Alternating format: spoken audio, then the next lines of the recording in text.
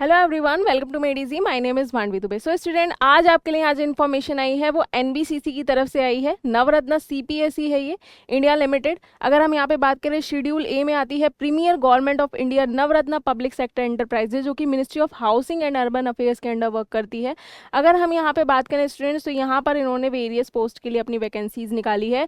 सबसे पहली पोस्ट आपकी अगर हम देखें तो जनरल मैनेजर इंजीनियरिंग डिपार्टमेंट के लिए रहेगी। अपर एज लिमिट 54 ईयर्स है। एसेंशियल क्वालिफिकेशन इसमें फुल टाइम डिग्री होनी चाहिए इन सिविल इंजीनियरिंग इन और equivalent form of government recognised university. तो ये चीज़ आपका रहना चाहिए। इसमें आपकी 15 ईयर्स की एक्सपीरियंस क्वालिटी अगर आपके पास है तो आप यहाँ पे इस फॉर्म को भर सकते हैं। 90,000 से 2,40,000 का आपका पे स्केल इसमें रहने वाला है। इसके अलावा अगर हम आगे देखें तो मैनेजर की भी है आर्किटेक्चर एंड प्लानिंग में। डिप्टी मैनेजर की भी आपकी मेंशन कर रखी है, 6 ईयर्स का यहाँ पे एक्सपीरियंस है। असिस्टेंट मैनेजर कॉर्पोरेट कम्युनिकेशन में भी आपकी वैकेंसीज यहाँ पे मेंशन है। इसके अलावा असिस्टेंट मैनेजर की यहाँ पे वैकेंसी है। अगर हम आगे देखें स्टूडेंट्स, तो यहाँ पे एचआरएम डिपार्टमेंट में भी आपकी रहेगी। इसमें अगर हम देखें senior project executive civil branch में भी है। 40,000 से 1,40,000 पे स्लैब रहेगा। 30 ईयर्स मैक्सिमम एज लिमिट है। सिविल इंजीनियरिंग से अगर आपके पास डिग्री है तो आप यहाँ पे एलिजिबल रहेंगे। 2 ईयर्स का यहाँ पे एक्सपीरियंस मांगा गया है और 1 ईयर का रिलैक्सेशन अगर एक्सपीरियंस है will be provided to that candidate जिन्होंने अपना एमटेक कोर्स यहाँ पे डन कर रखा है। इसके अलावा पीएचई में भी आपकी यहाँ पे 2 ईयर्स का एक्सपीरियंस है सिविल ब्रांच के लिए। और जूनियर इंजीनियर की वैकेंसीज है यहाँ पे, तो ये काफ़ी अच्छी अपॉर्चुनिटी मिल जाती है सभी स्टूडेंट्स के लिए जो फ्रेशर्स हैं। तो जूनियर इंजीनियर की सिविल ब्रांच में यहाँ पे आपकी वैकेंसी देखने को मिल रही है। 27,270 यहाँ पे आपकी ओपन एंडेड रहेगी पे स्केल S3।